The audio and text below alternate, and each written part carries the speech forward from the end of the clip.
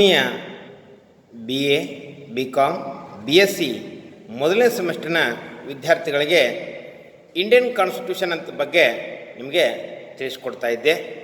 ಈಗಾಗಲೇ ಭಾರತೀಯ ಸಂವಿಧಾನದ ಅರ್ಥ, ವ್ಯಾಖ್ಯ ಅವುಗಳನ್ನು ತಿಳಿಸಿದ್ದೀನಿ.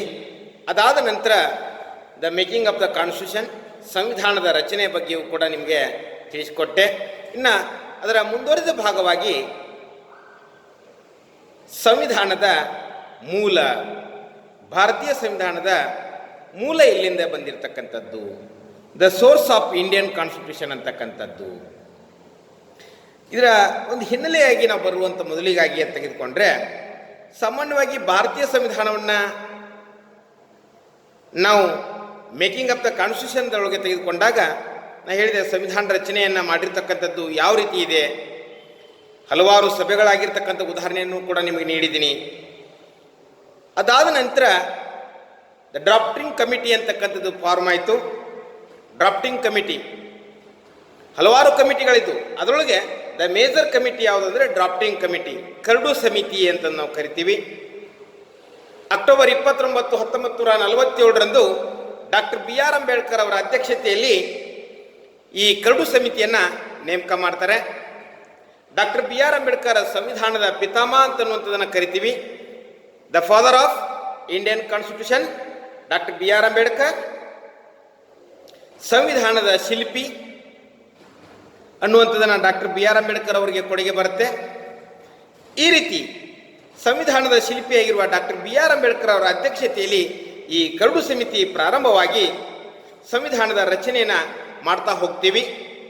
ಅದರೊಳಗೆ ಕೆ ಎಂ ಮುನ್ಷಿ, ಸೈಯದ್ ಮೊಹಮ್ಮದ್ ಸಾದುಲ್ಲಾ, ಗೋಪಾಲ್ ಸ್ವಾಮಿ ಅಯ್ಯಂಗಾರ್, ಅಲ್ಲಾಡಿ ಕೃಷ್ಣಸ್ವಾಮಿ ಅಯ್ಯರ್, ಬಿ ಎಲ್ ಮಿತ್ತರ್, ಈ ರೀತಿ ಏನಪ್ಪ ಹಲವಾರು ವ್ಯಕ್ತಿಗಳು ಏನಾಗಿದ್ರಪ್ಪ ಅಂದ್ರೆ ಅದಕ್ಕೆ ಮೆಂಬರ್ಸ್ ಆಗಿದ್ರು. ಅಂದರೆ ಈ ಡ್ರಾಫ್ಟಿಂಗ್ ಕಮಿಟಿಯ ಏನು ಕೆಲಸ ಸರ್ ಅಂದರೆ, ಈ ಡ್ರಾಫ್ಟ್ ಇಟ್ ಮೀನ್ಸ್ ಏನಪ್ಪ ಅಂದ್ರೆ ಈ ಕರಡು ಪ್ರತಿಯನ್ನು ಸಾಮಾನ್ಯವಾಗಿ ಎಲ್ಲ ಕಡೆಯಿಂದ ಮಾಹಿತಿಗಳು ಬರ್ತಿತ್ತು. ಆ ಮಾಹಿತಿಗಳನ್ನು ಕಲೆ ಹಾಕಿ ಆ ಮಾಹಿತಿಗಳನ್ನು ಭಾರತೀಯರಿಗೆ ಸರಿಹೊಂದುವ ರೀತಿಯೊಳಗೆ ಬರೆದು ಅದನ್ನೇನು ಮಾಡ್ತಾ ಇದ್ರಪ್ಪ ಅಂದ್ರೆ ಇಡುವಂಥ ಕೆಲಸ ಈ ಡ್ರಾಫ್ಟಿಂಗ್ ಕಮಿಟಿ ಮಾಡ್ತಾ ಇತ್ತು. ಅದಕ್ಕಾಗಿಯೇ ಡಾಕ್ಟರ್ ಬಿ ಆರ್ ಅಂಬೇಡ್ಕರ್ ಅವರಿಗೆ ಏನಪ್ಪ ಸಂವಿಧಾನದ ಶಿಲ್ಪಿ ಅನ್ನುವಂಥ ರೀತಿಯೊಳಗೆ ಕಟ್ಟಿತಿರತಕ್ಕಂಥದ್ದು. ಸಂವಿಧಾನದ ಶಿಲ್ಪಿ, the major role doctor B R Ambedkar ಅವರದ್ದು ಭಾರತೀಯ ಸಂವಿಧಾನಕ್ಕೆ. ಯಾಕೆ ಅಂತಂದರೆ ಹಲವಾರು ವಿಷಯಗಳು ಬೇರೆ ಬೇರೆ, ನಾನು ಮುಂದೆ ಸೋರ್ಸ್ ಆಫ್ ಇಂಡಿಯನ್ ಕಾನ್ಸ್ಟಿಟ್ಯೂಷನ್ ಹೇಳ್ತೀನಿ, ಇಲ್ಲಿಂದ ಬಂದು ಆ ಬಂದಿರತಕ್ಕಂಥ ವಿಚಾರಗಳನ್ನು ಡಾಕ್ಟರ್ ಬಿ ಆರ್ ಅಂಬೇಡ್ಕರ್ ಅವರು ಏನು ಮಾಡ್ತಾ ಇದ್ರಪ್ಪ ಅಂದ್ರೆ ಭಾರತೀಯರಿಗೆ ಸರಿ ಹೊಂದುವ ರೀತಿಯೊಳಗೆ, ಭಾರತದ ಜನತೆಯ ಏನಪ್ಪ ಅಂದ್ರೆ ಆಶೋತ್ತರಗಳಿಗೆ ಸ್ಪಂದಿಸುವ ರೀತಿಯೊಳಗೆ ಅದನ್ನು ಡ್ರಾಫ್ಟ್ ಮಾಡ್ತಾ ಇದ್ರು, ಬರಿತಾ ಇದ್ರು. ಹಾಗಾಗಿ ಡಾಕ್ಟರ್ ಬಿ ಆರ್ ಅಂಬೇಡ್ಕರ್ ಅವರನ್ನ ಸಂವಿಧಾನದ ಪಿತಾಮಹ ಅನ್ನುವಂಥದ್ದನ್ನು ಕರಿತಾ ಇದ್ದೀವಿ. ಈ ರೀತಿ ಭಾರತ ಸಂವಿಧಾನ ಸಿದ್ಧಪಡಿಸಬೇಕಾದ್ರೆ ಸಾಮಾನ್ಯವಾಗಿ 2 ವರ್ಷ 11 ತಿಂಗಳ 18 ದಿನಗಳನ್ನ ತೆಗೆದುಕೊಂಡಿರ್ತಕ್ಕಂಥದ್ದು. ಅದರೊಳಗೆ ಭಾರತೀಯ ಸಂವಿಧಾನದೊಳಗೆ ಏನಪ್ಪ ಅಂತಾರೆ, ಇಲ್ಲೇ ಒಟ್ಟು ಎಕ್ಸ್ಪೆಂಡಿಚರ್ ಎಷ್ಟಾಯಿತು ಅಂತಾರೆ 6.4 ಕ್ರೋರ್ ಅಂತಕ್ಕಂಥದ್ದನ್ನು ಕಾಣ್ತೀವಿ. ಹಾಗಾಗಿ ಈಗಾಗಲೇ ಹೇಳಿದಾಗೆ 11 ಸಭೆಗಳನ್ನ ನಡೆದಿರ್ತಕ್ಕಂಥದ್ದು. ಅದೇ ರೀತಿಯಾಗಿ ಭಾರತೀಯ ಸಂವಿಧಾನದ ಜನವರಿ 24, 1950ರಲ್ಲಿ ಆ ದಿವಸ doctor doctor Rajendra Prasad, doctor Babu Rajendra Prasad ಅವರನ್ನ ತಾತ್ಕಾಲಿಕ ರಾಷ್ಟ್ರಪತಿಯನ್ನಾಗಿ ನೇಮಕ ಮಾಡಲಾಯಿತು. 11ನೇ ಸಭೆದೊಳಗೆ ಮಾಡಿದ್ರಪ್ಪ ಅಂದ್ರೆ the temporary the president of India ಅಂತಂದವ್ರನ್ನ ನೇಮಕ ಮಾಡಿರ್ತಕ್ಕಂಥದ್ದು. ಮುಂದೆ 1952ರಿಂದ ಭಾರತದೊಳಗೆ ದ ಇಲೆಕ್ಷನ್ ಮೆಥಡ್ ಬೆಳೆದು ಬರುತ್ತೆ. ಮುಂದೆ ರಾಷ್ಟ್ರಪತಿ ಚುನಾವಣೆಗಳು ಕೂಡ ಆಗುವಂಥದ್ದು. ಭಾರತ ಸಂವಿಧಾನ ಅಂತಿಮವಾಗಿ ಸಿದ್ಧಗೊಂಡಿರ್ತಕ್ಕಂಥದ್ದು, ದ ಫೈನಲಿ ಏನಪ್ಪ ಅಂದ್ರೆ ಭಾರತ ಸಂವಿಧಾನ ಏನಪ್ಪ ಆಗಿರ್ತಕ್ಕಂಥದ್ದು ಯಾವಾಗ ಅಂತಂದರೆ ನವೆಂಬರ್ 26, 1949ರಲ್ಲಿ ಇದು ಅಂತಿಮವಾಗಿ ಸಿದ್ಧಗೊಳ್ಳುತ್ತೆ. ನೋಡ್ರಿ, ನವೆಂಬರ್ 26, 1949 ಏನಪ್ಪ ಅಂತಿಮವಾಗಿ ಇದು ತಯಾರಾಗತ್ತೆ. ಭಾರತ ಸಂವಿಧಾನ ಅಧಿಕೃತವಾಗಿ ಭಾರತ ದೇಶಕ್ಕೆ ಎಸ್ಟಾಬ್ಲಿಷ್ ಆಗಿದ್ದು ಯಾವಾಗ ಅಂತಂದರೆ 26 1950ರಂದು ಜನವರಿ 26ನೇ ತಾರೀಕಿಗೆ ನಾವು ಗಣರಾಜ್ಯೋತ್ಸವ ಅಂತಂದು ಆಚರಿಸ್ತೀವಲ್ಲ, ಆ ದಿನ ನಮಗೆ ಭಾರತ ಸಂವಿಧಾನ ಜಾರಿಗೆ ಬಂದ ದಿವಸ ಅಂತ ನಾವು ತಿಳ್ಕೊಳ್ಬಹುದು. ಈ ರೀತಿ ಏನಪ್ಪಂದ್ರೆ ಭಾರತ ದೇಶ ಏನಪ್ಪ ಅಂತಾರೆ ಒಂದು ರಚನೆ ಆಗಬೇಕು, ಸಂವಿಧಾನ ರಚನೆ ಆಗಬೇಕಾದ್ರೆ ಇಷ್ಟೆಲ್ಲ ಪ್ರಯತ್ನಗಳನ್ನಾಗಿರ್ತಕ್ಕಂಥವನ್ನ ನಾವು ಕಾಣ್ತೀವಿ. ಹಾಗಾದ್ರೆ ಇದರ ಸೋರ್ಸ್ ಆಫ್ ಏನಪ್ಪ, ಇದರ ಸಾಮಾನ್ಯವಾಗಿ ಭಾರತೀಯ ಸಂವಿಧಾನವನ್ನ ನಾವು ಮೂಲವಾಗಿ ಭಾರತೀಯ ಸಂವಿಧಾನದ ಆರ್ಟಿಕಲ್ ಎಷ್ಟು ಅಂತ ನಾವು ತೆಗೆದುಕೊಂಡ್ರೆ 395 ಆರ್ಟಿಕಲ್ 395 ಅದರೊಳಗೆ ಏನಪ್ಪ ಅಂತಾರೆ ಅಲ್ಲೇ ಸಾಮಾನ್ಯವಾಗಿ ಭಾರತ ಸಂವಿಧಾನದ 395 ಕಲಂಗಳನ್ನು ಒಳಗೊಂಡಿರ್ತಕ್ಕಂಥ ಭಾರತ ಸಂವಿಧಾನ ಅಲ್ಲೇ ಸಾಮಾನ್ಯವಾಗಿ ತೆಗೆದುಕೊಂಡಾಗ ಇದರ ಭಾಗಗಳು ಮತ್ತು ಇದರ ಕಲಂಗಳನ್ನ ನಾವು ನೋಡ್ತಾ ಹೋದಾಗ ಬಹಳ ವ್ಯತ್ಯಾಸವನ್ನು ನಾವೇನಪ್ಪ ಕಾಣುವಂಥದ್ದು ಏನು ಅಂತಂದ್ರೆ, ಭಾರತೀಯ ಸಂವಿಧಾನ ವ್ಯವಸ್ಥೆಯಲ್ಲಿ 395 ಕಲಂಗಳನ್ನು ಒಳಗೊಂಡಿರ್ತಕ್ಕಂಥದ್ದು, 8 ಅನುಸೂಚಿಗಳನ್ನು, 22 ಭಾಗಗಳನ್ನು ಒಳಗೊಂಡಿರ್ತಕ್ಕಂಥದ್ದು. ಏನಂದ್ರೆ 395 ಆರ್ಟಿಕಲ್ಸ್ ಇದ್ದವು. ಅಂದ್ರೆ ಜನವರಿ 26, 1950ರಂದು ಎಸ್ಟಾಬ್ಲಿಷ್ ಆಗಿರ್ತಕ್ಕಂಥ ಸಂದರ್ಭದಲ್ಲಿ ಏನಪ್ಪ ಅಂದ್ರೆ ಭಾರತ ಸಂವಿಧಾನದ ಕಲಂಗಳ ಸಂಖ್ಯೆ 395, ಆರ್ಟಿಕಲ್ 8 ಶೆಡ್ಯೂಲ್ಸ್, 22 ಪಾರ್ಟ್ಸ್ ಒಳಗೊಂಡಿತ್ತು. ದಟ್ ಪ್ರೆಸೆಂಟ್ ಇವತ್ತು 448ಕ್ಕೂ ಹೆಚ್ಚು ಆರ್ಟಿಕಲ್ಗಳನ್ನು ಒಳಗೊಂಡಿದೆ. 448 ಆರ್ಟಿಕಲ್ಗಳಿದಾವೆ ಎಟ್ ಪ್ರೆಸೆಂಟ್. ಅದೇ ರೀತಿಯಾಗಿ 12 ಅನುಸೂಚಿಗಳು, ದ 12 ಶೆಡ್ಯೂಲ್ಸ್, 24 ಪಾರ್ಟ್ಸ್ ನ ಭಾರತ ಸಂವಿಧಾನ ಒಳಗೊಂಡಿದೆ ಎಟ್ ಪ್ರೆಸೆಂಟ್. ಸಾಮಾನ್ಯವಾಗಿ ಭಾರತ ಸಂವಿಧಾನ ಭಾಗಶಃ ಸರಳವಾಗಿದೆ, ಭಾಗಶಃ ಕಠಿಣವಾಗಿರ್ತಕ್ಕಂಥ ಸಂವಿಧಾನವನ್ನು ಒಳಗೊಂಡಿರ್ತಕ್ಕಂಥದ್ದು. ಭಾಗಶಃ ಸರಳವಾಗಿರ್ತಕ್ಕಂಥ ಸಂವಿಧಾನ ಇದೆ, ಭಾಗಶಃ ಕಠಿಣವಾಗಿರ್ತಕ್ಕಂಥ ಸಂವಿಧಾನವೂ ಕೂಡ ಒಳಗೊಂಡಿರ್ತಕ್ಕಂಥದ್ದನ್ನ ನಾವು ಕಾಣ್ತೀವಿ. ಹಾಗಾದ್ರೆ ಈ ರೀತಿ ಸಂವಿಧಾನವನ್ನ ತಯಾರಾಗಿರ್ತಕ್ಕಂಥ ಭಾರತೀಯ ಸಂವಿಧಾನಕ್ಕೆ ಇದರ ಒಂದು ವ್ಯವಸ್ಥೆಯೊಳಗೆ ಯಾವ ರೀತಿ ಇದರ ಸೋರ್ಸನ್ನು ನಾವು ತೆಗೆದುಕೊಂಡ್ವಿ ಸಿದ್ಧಪಡಿಸಬೇಕಾದ್ರೆ, the major role Indian constitution ಎಸ್ಟಾಬ್ಲಿಷಿಗೆ ದ ಗವರ್ನಮೆಂಟ್ ಆಕ್ಟ್ 1935, ಭಾರತೀಯ ಸಂವಿಧಾನದ ಕಾಯ್ದೆ 1935. ಈಗಾಗಲೇ ಹೇಳಿದ ಪ್ರಕಾರ ವಿದ್ಯಾರ್ಥಿಗಳೇ, ಭಾರತ ಸಂವಿಧಾನಕ್ಕೆ ಬೇಡಿಕೆಯನ್ನ ಬ್ರಿಟಿಷರ ಮುಂದೆ ಇಟ್ಟಾಗ ಬ್ರಿಟಿಷರು ಹಲವಾರು ಕಾಯ್ದೆಗಳನ್ನು ಭಾರತೀಯರಿಗಾಗಿ ನೀಡ್ತಾ ಇದ್ರು. 1909ರ ಕಾಯ್ದೆ, 1919ರ ಕಾಯ್ದೆ, 1920ರ ಕಾಯ್ದೆ, 1935ರ ಕಾಯ್ದೆ ಈ ರೀತಿ ಏನು ಮಾಡ್ತಾ ಇದ್ರಪ್ಪ ಅಂದ್ರೆ ಹೆಂಗೆ ಭಾರತೀಯರು ಹೋರಾಟಗಳು ಮಾಡ್ತಾ ಇದ್ರು ಅದೇ ರೀತಿಯೊಳಗೆ ಮಾಡ್ತಾ ಇದ್ರು. ಭಾರತೀಯರಿಗಾಗಿ ಏನಪ್ಪ ಈ ಕಾಯ್ದೆಗಾಗಿ ಏನು ಸಂವಿಧಾನ ರಚನೆ ಮಾಡ್ಕೊಳ್ತಾ ಇದ್ರಲ್ಲ, ತಗೊಳ್ರಿ ಈ ಕಾಯ್ದೆಗಳನ್ನ ಅನ್ನುವಂಥದನ್ನ ಭಾರತೀಯರಿಗಾಗಿ ಕೊಡ್ತಾ ಇದ್ರು. ಆದರೆ ಭಾರತೀಯರು ಯಾವಕ್ಕೂ ಕೂಡ ಸೊಪ್ಪು ಹಾಕ್ತಾ ಇದ್ದಿಲ್ಲ. ಅವರು ಅವಾಗ ಏನು ಮಾಡ್ತಾ ಇದ್ರಪ್ಪ ಅಂದ್ರೆ, ಭಾರತೀಯರು ಬ್ರಿಟಿಷರಿಗೆ ಹೋರಾಟಗಳನ್ನು ತೀವ್ರಗತಿಗೊಳಿಸಿದಾಗ ಮುಂದೆ 1935 ಆಕ್ಟ್ ಅಂತಕ್ಕಂಥದ್ದು ತೆಗೆದುಕೊಂಡು ಬಂದರು. 1935ರ ಕಾಯ್ದೆ. ಈ ಕಾಯ್ದೆ ಭಾರತೀಯರಿಗಾಗಿಯೇ ಸಂಪೂರ್ಣವಾಗಿ ಮೀಸಲಿಟ್ಟಿರ್ತಕ್ಕಂಥ ಕಾಯ್ದೆ ಅನ್ನುವಂಥ ರೀತಿಯೊಳಗೆ ಬ್ರಿಟಿಷರು ಇದನ್ನ ತೆಗೆದುಕೊಂಡು ಬಂದಿರತಕ್ಕಂಥದ್ದು ನಾವು ಕಾಣ್ತೀವಿ. ಹಾಗಾಗಿ ಇದು ಭಾರತ ಸಂವಿಧಾನದ ಮೂಲವಾಗಿರ್ತಕ್ಕಂಥದ್ದು ಅಂತ ನಾವು ಹೇಳ್ಬೋದು. ದ ಸೋರ್ಸ್ ಆಫ್ ಇಂಡಿಯನ್ ಕಾನ್ಸ್ಟಿಟ್ಯೂಷನ್ಗೆ the major role for the 1935 act. ಹಾಗಾದರೆ ಆ 1935 ಆಕ್ಟ್ನಿಂದ ನಾವೇನೇನ ಅಡಾಪ್ಟ್ ಮಾಡ್ಕೊಂಡಿದ್ದೀವಿ, ದ ಬಾರೋರ್ದ ಏನಪ್ಪ ಅಂದ್ರೆ 1935 ಆಕ್ಟ್, ಒಕ್ಕೂಟದ ವ್ಯವಸ್ಥೆ, ದ ಫೆಡರಲ್ ಸಿಸ್ಟಮ್ ಅಲ್ಲಿಂದ ಅಡಾಪ್ಟ್ ಮಾಡ್ಕೊಂಡಿವಿ. ಒಕ್ಕೂಟದ ನ್ಯಾಯಾಂಗ,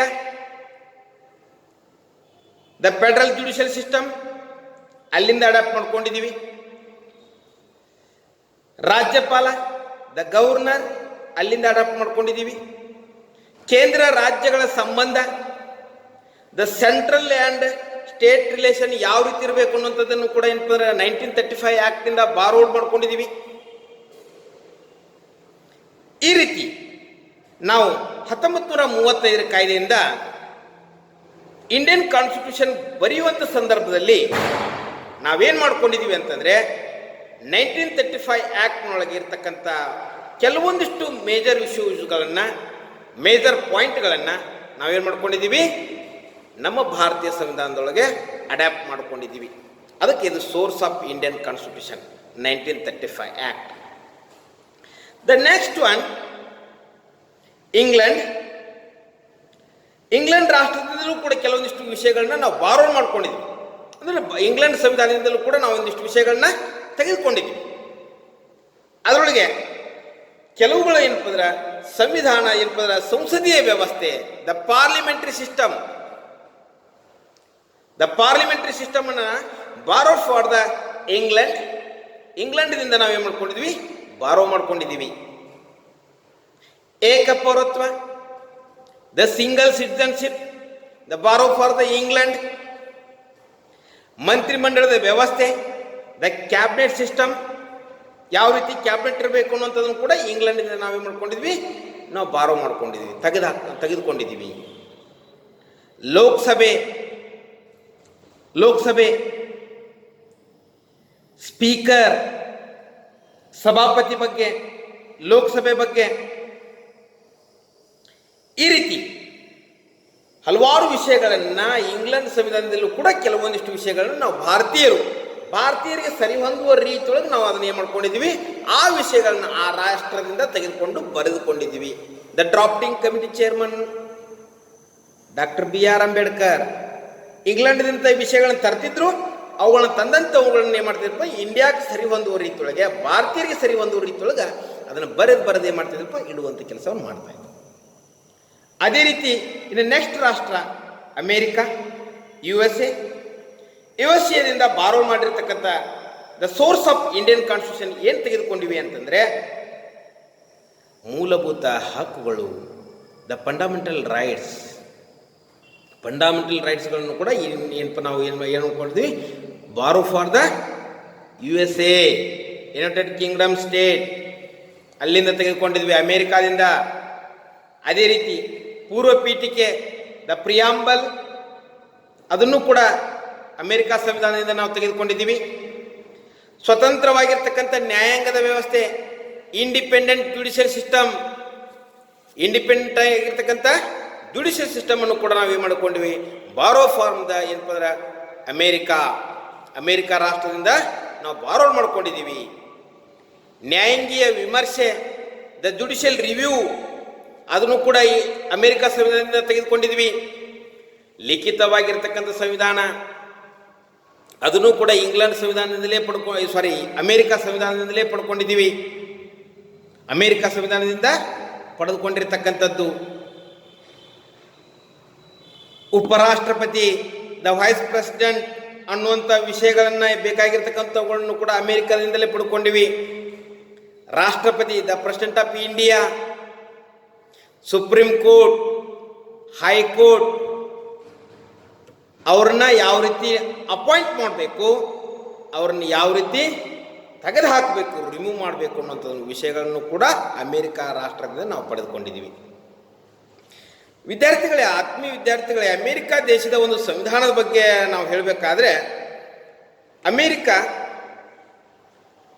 ಒಂದು ಅತ್ಯಂತ ಕಠಿಣವಾಗಿರ್ತಕ್ಕಂಥ ಸಂವಿಧಾನ, ದ ರಿಜಿಡ್ ಕಾನ್ಸ್ಟಿಟ್ಯೂಷನ್ ಅಂತಕ್ಕಂಥದ್ದನ್ನು ಯಾವುದಕ್ಕೆ ಎಕ್ಸಾಂಪಲ್ ಅಂದರೆ ಅಮೇರಿಕಾ ಸಂವಿಧಾನ ಇದೇ ರೀತಿ ಹೀಗೆ ಇರಬೇಕು ಅನ್ನೋಂಥ ವ್ಯವಸ್ಥೆಯನ್ನು ಹೇಳ್ಕೊಡುತ್ತೆ. ಅಮೇರಿಕಾ ದೇಶ ಏನು ಮಾಡುತ್ತೆ, ಯಾವ ರೀತಿ ಇರಬೇಕು, ಹೇಗಿರಬೇಕು ಅನ್ನೋಂಥದ್ದನ್ನು ತಿಳಿಸ್ಕೊಡುವಂಥ ಕೆಲಸ. ರಿಜಿಡ್ ಕಾನ್ಸ್ಟಿಟ್ಯೂಷನ್, ಅತ್ಯಂತ ಕಠಿಣವಾಗಿರ್ತಕ್ಕಂಥ ಸಂವಿಧಾನ ಯಾವುದಾದ್ರೂ ಇದ್ರೆ ಅಮೇರಿಕಾ ದೇಶ. ಆ ದೇಶದಿಂದ ಹಲವಾರು ವಿಷಯಗಳನ್ನು ನಾವೇನು ಮಾಡಿದ್ವಿ, ಭಾರತೀಯ ಸಂವಿಧಾನಕ್ಕೆ ತೆಗೆದುಹಾಕ್ಕೊಂಡಿದ್ದೀವಿ. ಅಂದರೆ ಅಲ್ಲಿ ವಿಷಯಗಳನ್ನ ತೆಗೆದುಕೊಂಡು ಬರೋದು, ಅದನ್ನ ಜೆರಾಕ್ಸ್ ಮಾಡ್ಕೊಂಡ್ಬಂದು ನಮ್ಗೆ ಬೇಕಾದ ರೀತಿಯೊಳಗೆ ಬರೆದು ಹಾಕ್ಕೊಳ್ಳುವಂಥ ವ್ಯವಸ್ಥೆ ಆವತ್ತಿನ ಕಾಲದಲ್ಲೂ ನಾವು ಮಾಡಿದ್ವಿ. ಇನ್ನು ಐರ್ಲ್ಯಾಂಡ್ ದೇಶ, ರಾಜನೀತಿಯ ನಿರ್ದೇಶಕ ತತ್ವಗಳು, the directive principles of state policy, ಅವುಗಳನ್ನ ಐರ್ಲೆಂಡ್ ಸಂವಿಧಾನದಿಂದ ತೆಗೆದುಕೊಂಡಿದ್ದೀವಿ. ಸಂಸದೀಯ ಪದ್ಧತಿಯಲ್ಲಿ ರಾಷ್ಟ್ರಪತಿ ಚುನಾಯಿಸುವ ವಿಧಾನ ಅಂದರೆ ಈ ಪಾರ್ಲಿಮೆಂಟರಿ ಸಿಸ್ಟಮ್ದೊಳಗೆ ಏನಪ್ಪ the president of India election method ಯಾವ ರೀತಿ ಇರಬೇಕು, ಎಲೆಕ್ಷನ್ ಮೆಥಡ್ ಅದನ್ನು ಕೂಡ ಏನಪ್ಪ ಅಂದ್ರೆ ಐರ್ಲೆಂಡ್ ಸಂವಿಧಾನದಿಂದ ತೆಗೆದುಕೊಂಡಿದ್ದೀವಿ. ವಿವಿಧ ರಾಜ್ಯಗಳ ಕೇಂದ್ರಾಡಳಿತ ಪ್ರದೇಶಗಳು ಇವತ್ತು ಯೂನಿಯನ್ ಟೆರಿಟರೀಸ್ 8 ಏನಪ್ಪ ಅಂದ್ರೆ ಕೇಂದ್ರಾಡಳಿತ ಪ್ರದೇಶಗಳನ್ನ ಇವತ್ತು ನಾವು ಕಾಣ್ತೀವಲ್ಲ, ಅದರ ಬಗ್ಗೆಯೂ ಕೂಡ ಏನಪ್ಪ ಅಂತ ನಾವು ಐರ್ಲೆಂಡ್ ಸಂವಿಧಾನದಿಂದ ಬಾರೋ ಮಾಡ್ಕೊಂಡಿದ್ದೀವಿ. ಈ ರೀತಿ ಇನ್ನು ರಾಜ್ಯಸಭೆಗೆ ಹಂಚಿಕೆಯಾಗಿರುವ ಸ್ಥಾನಗಳ ಬಗ್ಗೆ ಹೆಂಗೆ ಕೇಂದ್ರದೊಳಗೆ ಏನಪ್ಪ ಅಂದ್ರೆ ಲೋಕಸಭೆ ಮತ್ತು Rajya Sabha, the lower house and upper house ಅಂತಕ್ಕಂಥವದವಲ್ಲ, ಅದರೊಳಗೆ ರಾಜ್ಯಸಭೆಗೆ ಸ್ಥಾನಗಳನ್ನು ಹೆಂಗೆ ಹಂಚಿಕೆ ಮಾಡಬೇಕು. ಅಲ್ಲೇ ಸಾಮಾನ್ಯವಾಗಿ ಈಗ 750 ಸ್ಥಾನಗಳನ್ನು ಒಳಗೊಂಡಿರ್ತಕ್ಕಂಥ ರಾಜ್ಯಸಭೆ ಅದಾವ ಅಂತಂದರೆ ಅದರೊಳಗೆ ಆ ಸ್ಥಾನಗಳನ್ನ ಹೆಂಗೆ ಕೊಡಬೇಕು ಅನ್ನುವಂಥದ್ದನ್ನು ಈ ಐರ್ಲೆಂಡ್ ಸಂವಿಧಾನದಿಂದ ನಾವು ಪಡೆದುಕೊಂಡಿದ್ದೀವಿ. ಇನ್ನು ಐರಿಷ್ ಸಂವಿಧಾನ, ಐರಿಷ್ ಮೂಲಭೂತ ಕರ್ತವ್ಯಗಳು, ದ ಫಂಡಮೆಂಟಲ್ ಡ್ಯೂಟೀಸ್ ಬಗ್ಗೆ ಹೇಳುತ್ತೆ. ಐರಿಷ್ ಸಂವಿಧಾನದಿಂದ ನಾವು ಪಡ್ಕೊಂಡಿದ್ದೀವಿ. ಹಿಂದೆ ನೆಹರು ಅವರ ಕಾಲದಲ್ಲಿರ್ತಕ್ಕಂಥ 5 years ಪ್ಲ್ಯಾನಿಂಗ್, ನೆಹರು ಅವರ ಒಂದು ಒಳ್ಳೆ ಪ್ಲ್ಯಾನಿಂಗ್, 5 years ಪ್ಲ್ಯಾನಿಂಗ್ ಇತ್ತಲ್ಲ, ಈಗೆಲ್ಲ ಅದನ್ನು ಪಂಚವಾರ್ಷಿಕ ಯೋಜನೆ ಅಂತ ತೆಗೆದು ಇವತ್ತು ಏನು ಮಾಡಿದಾರ, ನೀತಿ ಆಯೋಗ ಮಾಡ್ಯಾರ. ಈ ನೀತಿ ಆಯೋಗ ಬದಲಿಗೆ ಪಂಚವಾರ್ಷಿಕ ಯೋಜನೆ ಇತ್ತಲ್ಲ, ಆ ಪಂಚವಾರ್ಷಿಕ ಯೋಜನೆಯನ್ನು ನಾವೇನು ಮಾಡಿದ್ವಿ, ಐರ್ಲೆಂಡ್ ಸಂವಿಧಾನದಿಂದ ಪಡ್ಕೊಂಡಿದ್ದೀವಿ. ಇನ್ನು ಕೆನಡಾ ಸಂವಿಧಾನದಿಂದ ಪಡ್ಕೊಂಡಿರ್ತಕ್ಕಂಥ ವಿಷಯಗಳು, ದ ಬಲಿಷ್ಠ ಕೇಂದ್ರ ಸರ್ಕಾರ, ಸ್ಟ್ರಾಂಗ್ ಯೂನಿಯನ್ ಗೌರ್ನಮೆಂಟ್ ಅನ್ನತಕ್ಕಂಥದ್ದು ಇದೆ. ಆಮೇಲೆ ಫ್ರಾನ್ಸ್ ಸಂವಿಧಾನದಿಂದ ತೆಗೆದುಕೊಂಡಿರ್ತಕ್ಕಂಥವುಗಳದಾವು, ಸ್ವತಂತ್ರವಾಗಿರ್ತಕ್ಕಂಥ ಮತ್ತು ಸಮಾನತೆಯಾಗಿರ್ತಕ್ಕಂಥ ಗಣರಾಜ್ಯದ ವ್ಯವಸ್ಥೆಯನ್ನು ಪಡ್ಕೊಂಡಿರ್ತಕ್ಕಂಥವನ್ನು ಕಾಣ್ತೀವಿ. ಆಸ್ಟ್ರೇಲಿಯಾ ಸಂವಿಧಾನದಿಂದ ನಾವು ಒಂದಿಷ್ಟು ವಿಷಯಗಳನ್ನು ತೆಗೆದುಕೊಂಡಿವಿ. ಸಂಯುಕ್ತ ಪಟ್ಟಿ ಸಾಮಾನ್ಯವಾಗಿ ಸಮವರ್ತಿ ಪಟ್ಟಿ ಅಂತಕ್ಕಂಥದ್ದು, ದಕ್ಷಿಣ